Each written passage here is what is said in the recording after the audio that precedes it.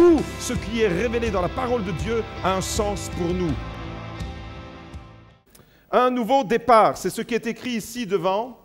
Un nouveau départ, c'est également comme ça que nous avons commencé l'année nouvelle 2018. Dimanche dernier, 31 décembre 2017, nous avons reçu un mot d'ordre, une parole qui nous propulse dans la nouvelle année et qui nous parlait d'un nouveau départ qui est possible. Prendre un nouveau départ, c'est également ce qu'ont décidé nos 9 amis, frères et sœurs, nos bien-aimés, qui ont rendu un beau témoignage de ce que Jésus a fait dans leur vie. C'est un nouveau départ. Le baptême n'est pas une finalité. Le baptême n'est pas l'aboutissement de la vie chrétienne. Il ne faut pas être parfait pour être baptisé. Beaucoup de chrétiens s'imaginent que parce qu'ils ne sont pas parfaits, eh bien, ils remettent le baptême à plus tard. Le baptême se trouve au début de la vie chrétienne. Et c'est donc un nouveau départ. Et il n'y a pas de joie plus grande pour une église que de commencer une année nouvelle avec des témoignages de vie transformée, des témoignages de guérison. On a entendu que Dieu est capable de guérir encore aujourd'hui, qu'il est capable de délivrer des addictions comme la drogue, comme l'alcool. Il est capable de donner de l'espoir là où il n'y en a plus, alors que nous avons entendu dans le témoignage de Sophie qu'il y avait un profond désespoir au sein de cette famille, une jeune maman avec des jeunes enfants atteintes d'un cancer du sein, une maison qui va en fumée, qui brûle, plus aucun vêtement, et dans le désespoir de cette famille, Dieu fait irruption, Dieu fait une œuvre, il restaure, il rétablit, il remet debout, il rend l'espoir là où il y a du désespoir. C'est ce Dieu-là que nous vous adorons. C'est ce Dieu-là qui a percuté nos vies. Voyez-vous, avec des frères et sœurs qui s'engagent dans le baptême, il n'y a pas de plus grande joie pour notre Église que de commencer l'année de cette manière. L'Évangile qui a touché leur cœur, l'Évangile, la Bible nous dit que c'est la puissance de Dieu. L'Évangile, c'est la puissance de Dieu qui te dit, à toi aussi ce matin, tu peux prendre un nouveau départ, quels qu'aient été tes chemins, tes embûches, tes impasses dans lesquelles tu t'es retrouvé. La Bible dit que l'Évangile est la puissance de Dieu, la puissance, la dynamis, littéralement, la puissance de Dieu pour le salut de quiconque croit. Et ce matin, alors, j'aimerais vous faire découvrir les effets de cette puissance lorsqu'elle se manifeste dans la vie d'une personne. Les effets de la puissance de l'Évangile, la puissance de Dieu, les effets dans la vie d'une personne. Tout d'abord, le mot Évangile signifie bonne nouvelle. Évangile, c'est la bonne nouvelle. Donc, quand je dis Évangile, en anglais, gospel, nous sommes une église qui est fondée sur l'évangile. Gospel, en anglais, signifie évangile. Beaucoup de personnes imaginent que le gospel, c'est seulement la musique américaine, afro-américaine. En réalité, le mot gospel, c'est l'évangile. Et nous sommes le Gospel Life Center de Beaudour parce que nous avons comme fondation, comme fondement, l'existence même de notre église, c'est la bonne nouvelle du royaume de Dieu. L'évangile, quand je dis évangile, ça veut dire que je vous apporte un message positif qui va engendrer des choses positives dans votre vie si vous les recevez par la foi. L'évangile, la bonne nouvelle, c'est un message positif. Ce n'est pas un message d'hostilité, ce n'est pas un message de jugement. Jésus n'est pas venu pour juger le monde, Jésus est venu pour sauver le monde. Et cette bonne nouvelle, c'est l'Évangile. C'est un message qui amène de vrais changements, comme nous les avons entendus dans les témoignages, de véritables transformations dans les plus profonds recoins de notre âme. C'est un message qui anéantit le désespoir. Voilà pourquoi c'est une bonne nouvelle. Le message de Jésus-Christ est un message qui anéantit tous les plans que le diable avait contre vous. Le diable avait des plans de destruction contre vous. Mais Jésus a le plan parfait de bénédiction. Et l'évangile, c'est ça. C'est un message qui va procurer le bonheur. Vous l'avez vu, vous l'avez entendu. Les visages étaient illuminés de ce que, quand on rencontre Jésus, le bonheur fait irruption dans notre cœur. Et pour vous aussi, ce matin, il y a le même message. C'est un message qui transforme votre présent et qui vous assure un avenir. Le message de l'Évangile, c'est ça. Voilà pourquoi c'est une bonne nouvelle. C'est un message qui vous offre le pardon. Le message qui vous connecte à la vie éternelle. Voilà tous les effets de l'Évangile. Voilà, non pas une religion, parce que la religion est incapable de faire toutes ces choses. La religion est incapable de transformer le cœur d'une personne. La religion est incapable de procurer le bonheur La religion est incapable d'assurer le pardon. Mais l'Évangile, la parole de Dieu, le message d'amour de Dieu, lui est capable de le faire. Et les effets alors de l'Évangile, ils sont tangibles. Vous avez reçu une parole qui vous libère. Vous avez reçu une parole d'amour. Vous avez reçu une parole d'espérance. Et c'est ça qui a impacté vos vies. Je m'adresse à vous, les neufs, mais je m'adresse à toute l'Église. Malheureusement, notre vie, elle prend des chemins parfois où nous sommes loin du bonheur, où nous sommes loin d'avoir une vie idéale, où nous sommes loin d'avoir une vie qui vaut vraiment la peine d'être vécue. Quand on se lève le matin, des fois, on ne sait pas quoi faire. Combien de personnes se retrouvent dans une vie qui est plutôt une impasse, plutôt qu'un boulevard de bénédiction? Et ce matin, alors, j'aimerais vous dire qu'il y a une bonne nouvelle pour vous. Imaginez un instant que vous êtes tombé dans un puits profond.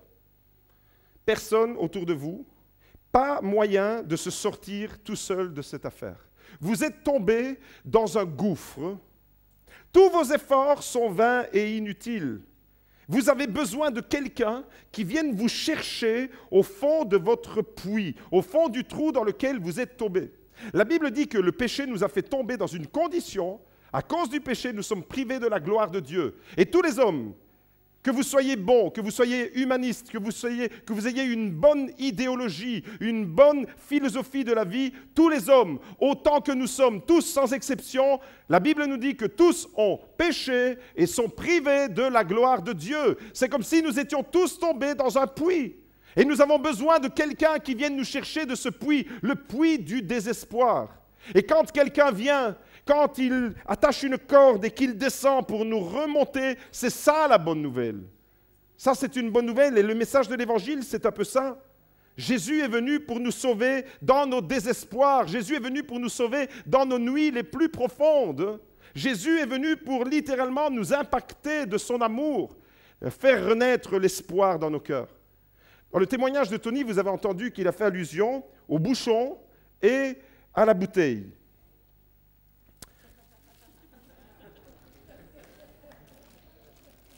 Le bouchon et la bouteille. Ne me prenez pas pour un grand buveur de vin, quoique celui-ci est très bon, c'est Salice Salentino. Les connaisseurs, ils savent de quoi je parle. Alors, le bouchon, c'est un peu ce que vous êtes. Le bouchon, c'est chacun d'entre nous, c'est notre condition de vie, c'est qui nous sommes. La bouteille, elle représente la vie, elle représente les épreuves, elle représente les difficultés, les embûches. Elle représente nos désespoirs d'une certaine manière. Et imaginez que vous êtes tombé au fond de la bouteille. Il ne veut pas tomber. Ah.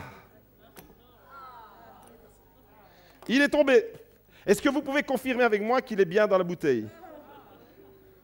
Le bouchon est bien dans la bouteille. Alors la question, et c'est ça qui a impacté la vie là, de Tony, c'est ça qui a littéralement révélé quelque chose de puissant, c'est que dans son témoignage, vous avez compris qu'il s'est retrouvé comme s'il était emprisonné, comme ce bouchon, il est emprisonné au fond de la bouteille. Il est là le bouchon. Est-ce que vous pensez que tout seul le bouchon peut sortir de lui-même comme ça? Et la question que je vous pose alors ce matin, c'est est-ce que vous croyez que ce bouchon peut sortir de la bouteille sans que je casse la bouteille? Ah, il faudrait déjà que j'ai un bon plastique. Hein? Parce que là, j'ai pris un gros plastique. Et là, c'est la gêne de ma vie. Moi, je vous dis que ce bouchon, il va sortir de la bouteille. Alors, levez la main, là, les incrédules de service. Mettez-vous debout, on va prier pour vous.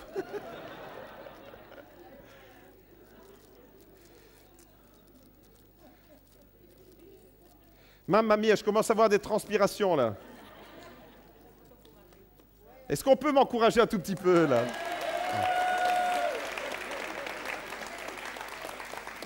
Dans la précipitation, je n'ai pas pris le bon plastique. Ça, voyez-vous, c'est un travail d'équipe à la maison, normalement, mais les collaborateurs, ils étaient où ce matin? Ma collaboratrice, c'est Magda. Ah, il est là, le bouchon. Alors, le bouchon, il est bien au fond de la bouteille, vous êtes d'accord avec moi?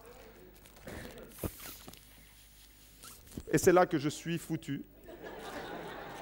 C'est que J'ai pas un bon sachet là. Il va falloir que j'ai des poumons. L'oxygène, priez pour que j'ai de l'oxygène.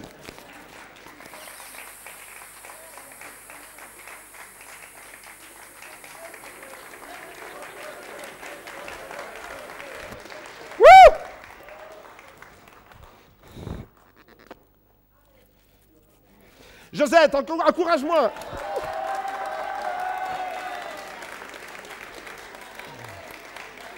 C'est la première fois de ma vie que j'ai aussi autant de mal à tirer le bouchon. Je vous assure que quand j'ouvre une bouteille de vin, le bouchon, il vient facilement. Eh non, mais là, trop tard maintenant. Maintenant, je suis au milieu du lac, il faut que je nage. Tony, tiens la bouteille.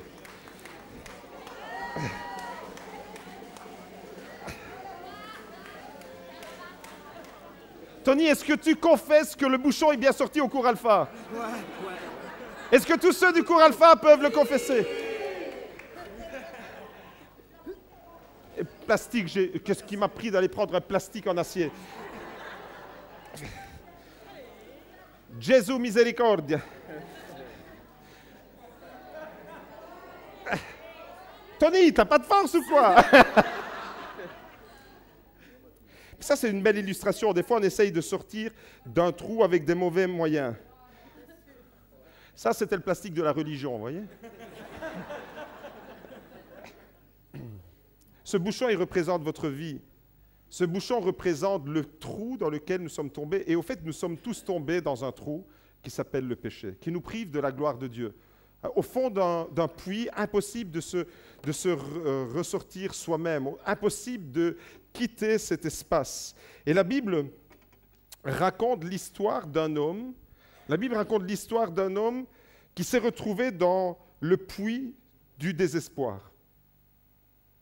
Un homme qui a été déclassé par son père. Son nom, c'est Bartimée. On découvre son histoire dans Marc, chapitre 10, au verset 46, et on va lire ensemble quelques versets. Ils arrivèrent à Jéricho, et lorsque Jésus en sortit, avec ses disciples et une assez grande foule, le fils de Timée, Bartimée, mendiant aveugle, était assis au bord du chemin. Il entendit que c'était Jésus de Nazareth, et il se mit à crier, « Fils de David, Jésus, aie pitié de moi !» Plusieurs le reprenaient pour le faire taire, mais il criait beaucoup plus fort, « Fils de David, aie pitié de moi !» Jésus s'arrêta et dit, « Appelez-le !» Ils appelèrent l'aveugle en lui disant, « Prends courage, lève-toi, il t'appelle. » L'aveugle jeta son manteau et, se levant d'un bond, vint vers Jésus. Jésus, prenant la parole, lui dit, « Que veux-tu que je te fasse ?» « Rabboni, lui répondit l'aveugle, « que je recouvre la vue. » Et Jésus lui dit, « Va, ta foi t'a sauvé. » Aussitôt, il recouvra la vue et suivit Jésus dans le chemin. Amen. Arrêtez de penser au bouchon que je n'ai pas réussi à faire sortir. Concentrez-vous sur la parole de Dieu. Bartimée avait toutes les composantes qui étaient réunies. On est des buveurs de vin chez les Carozzo.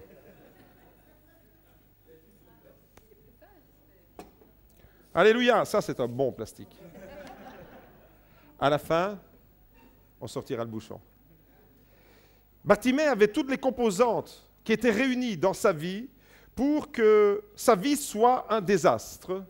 En réalité, son nom, sa santé, sa condition sociale, tout jouait en sa défaveur. Son nom, Bartimée, signifie « fils d'impureté ». Est-ce que vous imaginez, vous, appeler votre enfant « fils impur » ? Pourtant, c'est le choix que le père a fait lorsqu'il a nommé son fils. Bartimée, fils de Timée, c'est ainsi qu'il s'appelait.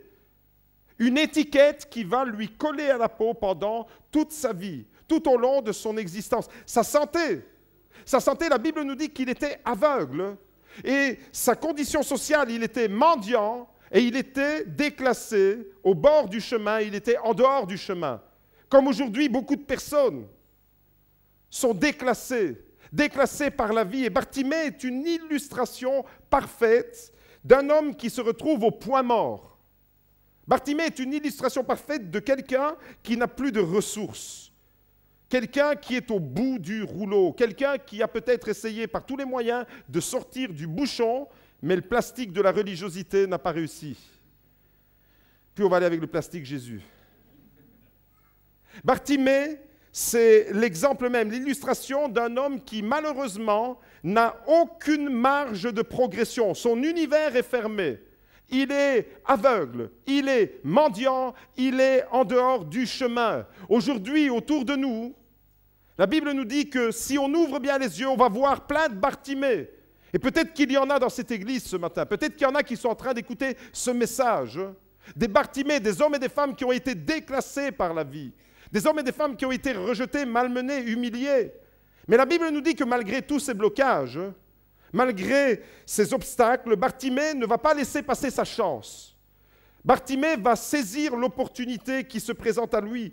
Autrement dit, ce jour-là, c'était un jour spécial pour Bartimée parce que Jésus était là. Jésus était au bord de son chemin. Et il y a comme ça des jours dans la vie qui ne sont pas comme les autres. C'est le jour où Maria, Tony, Sophie, Julien, Maërita, Damien, Daniel, Margita, Philippe, est-ce que j'ai oublié quelqu'un? C'est le jour où ils ont ouvert les yeux sur leurs besoins. Un jour pas comme les autres, un jour d'opportunité. Ces jours-là sont des jours tout à fait particuliers, où la vie d'une personne peut basculer. C'est ce que j'appelle des tournants dans la vie. On peut appeler ces jours-là des opportunités pour rebondir. Tout l'univers de Bartimée était fermé. Il ne le voyait pas, il était déclassé, il était au bord du chemin. Peut-être que ton univers, il est déclassé. Peut-être que ton univers familial est déclassé. Peut-être que tu te retrouves dans une impasse et tu as l'impression d'être comme ce bouchon que même pas le pasteur a été capable de sortir de la bouteille. Tu es au fond de ton trou, tu es au fond du gouffre. Quelqu'un dit, il y a 2 jours importants dans la vie d'une personne. Il y a le jour de votre naissance, ça c'est le premier jour important. Le jour de votre naissance. Et le deuxième, c'est le jour où vous découvrez pourquoi vous êtes né. Voilà les 2 jours les plus importants. Le jour de votre naissance et le jour où vous découvrez pour quelle raison vous êtes sur terre. Le jour où vous découvrez le sens de votre vie. Le jour où vous découvrez qu'il y a un espoir. Le matin de cette journée, quand Bartimée s'est réveillé, il ne pouvait pas imaginer un seul instant que sa vie allait basculer. Il imaginait au contraire que c'était une journée comme les autres, une galère de plus aux portes de Jéricho. Il était là au bord du chemin. Jamais il aurait pu imaginer que ce jour-là, sa vie allait basculer complètement. Jamais, quand Daniel s'est retrouvé au restaurant en face de Gianni, quand elle s'est réveillée ce jour-là, elle pouvait s'imaginer qu'à cause d'une invitation, sa vie allait basculer. Jamais, quand on a rencontré Tony, il aurait pu s'imaginer que sa vie allait basculer. Jamais, en allant rendre visite à Michel et Bérénice, Julien, Maërita et Margita allaient pouvoir s'imaginer que de cette simple visite d'un dimanche après-midi, ils ne savaient même pas qu'il y avait une fête de Noël dans cette église, leur vie allait basculer. Il y a des jours comme ça qui font basculer l'existence tout entière d'une personne. Et c'est ce que Bartimée va expérimenter. Il va rencontrer celui qui va rendre de l'espoir à sa vie. Un nouveau départ est possible et Bartimée l'a expérimenté. Ce jour-là, Bartimée a compris qu'il n'est pas né pour être emprisonné dans un destin pourri. Il a compris qu'il n'est pas né pour rester au bord d'un chemin. Tu te regardes dans ta vie aujourd'hui et tu te dis, moi je suis comme Bartimée. Je ne vois pas l'issue. Lui, il était aveugle au sens physique du terme, mais peut-être que tu te sens aveugle, ne voyant pas l'issue, le chemin. Peut-être que tu te sens mendiant. Un mendiant, c'est quelqu'un qui reconnaît avoir besoin de quelqu'un d'autre. Et tu te dis, j'ai besoin de l'affection d'une personne, j'ai besoin de l'amour d'une personne, j'ai besoin de rencontrer quelqu'un. Et je regarde ma vie et je suis seul. Je regarde ma vie et je suis comme Bartimée. Et quand vous regardez votre vie de cette manière-là, il y a beaucoup de chances que vous commenciez à vous arrêter et vous êtes assis au bord du chemin. Je vais m'adresser ce matin à toutes les personnes qui n'ont plus le sentiment d'avancer dans la vie. Je vais m'adresser ce matin à toutes les personnes qui ont le sentiment d'être assis quelque part au bord de la route, déclassés, incognito, Les gens qui passent à côté de toi ne te remarquent même pas. Les gens qui te saluent aujourd'hui, tu vas saluer des gens, ne savent rien de ta vie, ne peuvent pas connaître les impasses, les difficultés, les obstacles que tu rencontres quotidiennement. Mais Bartimée, ce jour-là, alors qu'il ne pouvait pas imaginer que sa vie allait basculer, il se retrouve au bon endroit, au bon moment, avec la bonne personne. Il se retrouve sur ce chemin-là et il va prendre une initiative. Et ce matin, je vous invite à prendre juste une petite initiative parce qu'en réalité, l'initiative par excellence, c'est Jésus qui l'a prise. L'initiative, Bartimée va la prendre qui va changer sa vie. Il entend parler de Jésus. Il sait que Jésus est à proximité. Vous qui êtes là ce matin, vous entendez parler de Jésus, vous avez entendu les témoignages de ce que Jésus a fait dans la vie de nos bien-aimés. Et Bartimée a entendu parler de ce Jésus de Nazareth. Alors, son initiative, c'est la suivante. Il se met à crier, « Fils de David, Jésus, aie pitié de moi !» Comme souvent, quand vous avez besoin d'aide, votre entourage, il ne le remarque pas.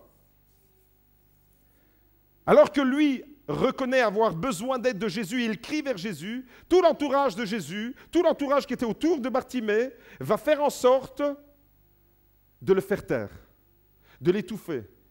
Et voilà que Bartimée se retrouve avec un obstacle supplémentaire. Non seulement il est aveugle, non seulement il est mendiant, non seulement il est au bord du chemin, mais quand il essaye de crier à Jésus, on le fait taire. Une difficulté supplémentaire. Tu as besoin d'aide et autour de toi, au lieu de recevoir de l'aide, eh bien, on t'empêche d'être secouru. Mon frère, ma sœur, Bartimée a eu cette initiative. Il va invoquer le nom de Jésus. Mais si ton entourage ne remarque pas que toi, tu as besoin d'aide, alors tu peux compter sur Jésus parce que lui va remarquer Bartimée. Lui va s'arrêter à hauteur de Bartimée. L'initiative que Bartimée va prendre, il va invoquer le nom de Jésus. Il décide de ne pas laisser passer sa chance, autrement dit. Aujourd'hui, il y a une chance qui vous est offerte de vous connecter avec ce Jésus. Et vous savez ce qui arrive quand on invoque le nom de Jésus ? La Bible nous dit en Romains 10, verset 13, « Celui qui invoquera le nom du Seigneur sera sauvé. » Quand on invoque le nom de Jésus, en Jérémie 33, verset 3, il est écrit « Invoque-moi et je te répondrai, je t'annoncerai des grandes choses, des choses cachées que tu ne connaissais pas. » Voilà ce qui se produit quand on invoque le nom de Jésus. D'où l'importance d'invoquer la bonne personne. À partir de là, la puissance de l'Évangile a commencé à agir dans la vie de Bartimée. Et il va y avoir un retournement de situation pour cet homme. Comme il peut y avoir un retournement de situation pour toi aujourd'hui qui est là. Il y a eu un retournement de situation dans les témoignages que nous avons entendus. Jésus va entendre Bartimée. Même si l'entourage de Jésus veut le faire taire, il l'empêche. Jésus va entendre Bartimée. Jésus entend tes cris. Jésus a entendu les prières secrètes de Maïrita lorsqu'elle priait pour Julien, son mari, qui était alcoolisé et qui allait terminer ses soirées après le boulot dans les bistrots.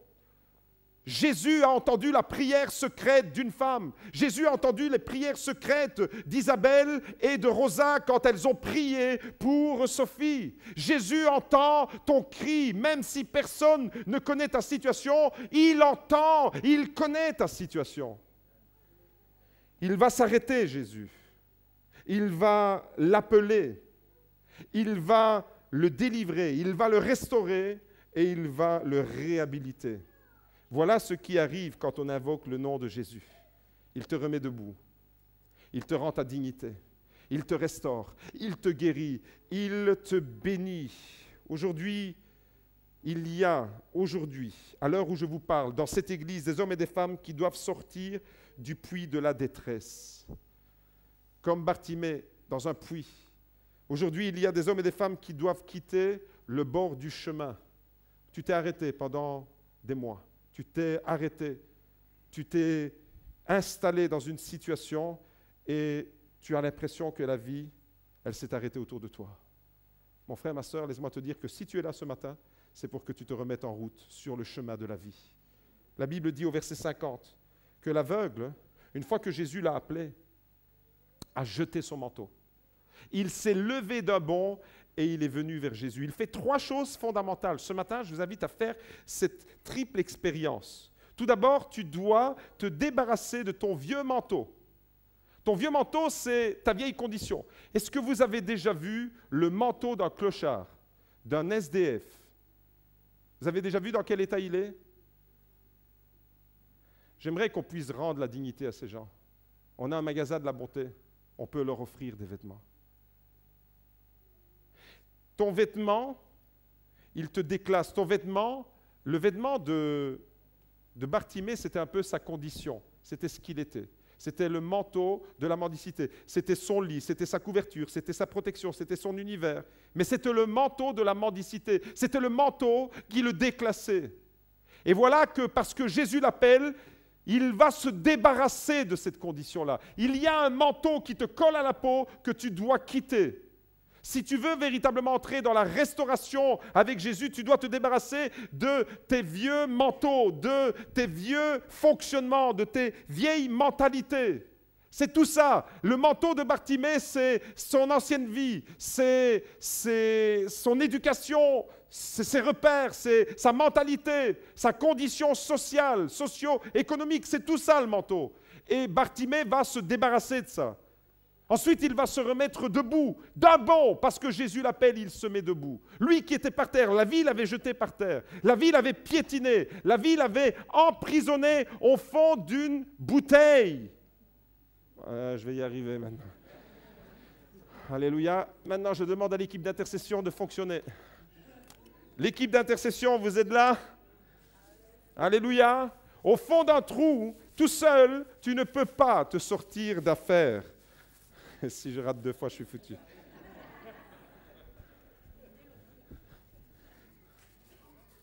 Allez, un petit encouragement, s'il vous plaît.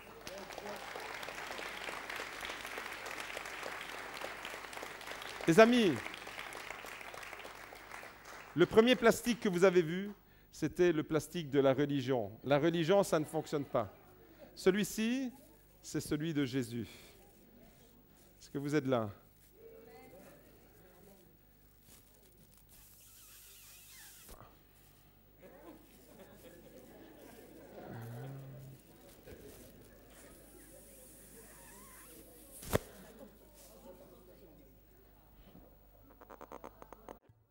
Alléluia! Le bouchon est là.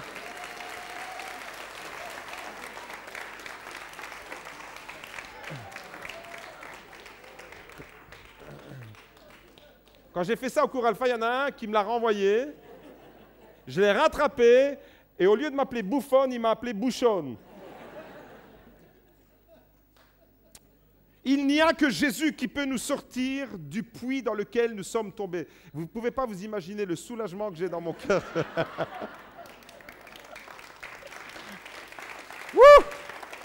J'ai eu chaud. La religion, ça ne marche pas. Jésus, ça fonctionne. La religion ne fonctionnait pas pour Bartimée. La religion l'aurait cantonné au bord du chemin. Mais Jésus, lui, s'est arrêté. Et ce matin, j'aimerais qu'on termine ce moment. Et j'aimerais vous donner la possibilité de faire cette même expérience que Bartimée. À partir de cette rencontre avec Jésus, tout a changé dans sa vie. Mais bien aimé, tout a changé depuis que vous avez rencontré Jésus. À partir d'aujourd'hui, 7 janvier 2018, tout a changé. Qu'est-ce qui a changé dans la vie de Bartimée? Son regard a changé. Sa perception de la vie de tous les jours a changé. Ses objectifs ont changé. L'objectif de Bartimée, quand il était mendiant aveugle au bord du chemin, c'était de mendier un tout petit peu pour avoir de quoi survivre, subvenir à ses besoins. Mais voilà que Jésus va le remettre debout. Il va non seulement le guérir de sa cécité, mais il va le réintroduire dans la vie. C'est de cela que tu as besoin, d'une rencontre qui bouleverse ton existence. Bartimée va changer la manière d'envisager son avenir. À partir de maintenant, j'aimerais vous dire, mes bien-aimés, que votre avenir est assuré. Votre avenir est assuré. Il a compris que même si les hommes vous déclassent, même s'ils vous rabaissent, même s'ils vous humilient, même s'ils vous appellent fils de l'impureté, même si votre père vous a donné un mauvais nom, même si votre famille vous a orienté dans une mauvaise direction, même si tu as été déclassé par la vie, Jésus t'appelle. Jésus vous remet debout, il vous replace dans la course de la vie et c'est ça la bonne nouvelle de l'Évangile. Tu peux prendre un nouveau départ. Le bouchon de la religion, il reste au fond du puits. Mais le bouchon qui a rencontré Jésus-Christ, il est libre. Et d'une expérience que j'ai ratée, il y a une leçon spirituelle à en tirer. Celle-ci est réussie. Vous avez compris que vous avez besoin de Jésus-Christ ? L'avenir est assuré avec Jésus, un nouveau départ est possible. Je vous le dis à vous, mais je le dis à chaque personne. Je voudrais m'adresser ce matin, et je termine avec ça, à tous ceux qui, d'une manière ou d'une autre, ont été déclassés par les hommes, humiliés, rabaissés peut-être, rejetés, critiqués, abusés par toutes sortes de choses, jugés, critiqués. Je voudrais m'adresser ce matin aux femmes qui ont été abîmées et qui ont cessé de croire qu'elles avaient droit au bonheur. Je voudrais m'adresser à chaque personne ce matin, à tous ceux qui souffrent de complexes. Je voudrais m'adresser ce matin à tous ceux qui sont dans la maladie et qui souffrent de désespoir. Vous souffrez et actuellement peut-être vous vous sentez loin de Dieu. Mais je voudrais vous dire ce matin, comme Bartimée, prenez courage car Jésus vous appelle. J'aimerais vous dire ce matin, prenez courage, un nouveau départ est possible. Prenez courage et croyez que le miracle est pour vous aussi. Tout ce qui est révélé dans la parole de Dieu a un sens pour nous.